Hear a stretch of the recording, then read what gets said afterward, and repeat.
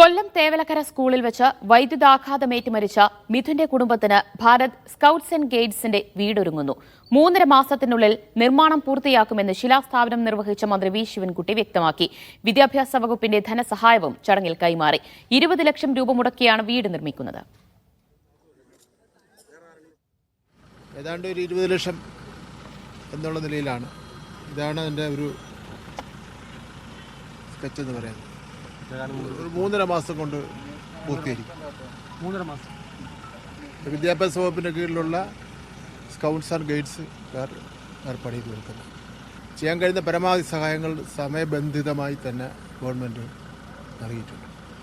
എന്ന് മാത്രമല്ല, ഈ സംഭവത്തിൻ്റെ അടിസ്ഥാനത്തിൽ ഇതുപോലൊരു സംഭവം സംസ്ഥാനത്തെ ഒരു വിദ്യാലയങ്ങളിലും ഉണ്ടാകാതിരിക്കുന്നതിന് വേണ്ടിയുള്ള എല്ലാ നടപടികളും പൂർത്തീകരിച്ചിട്ടുണ്ട്.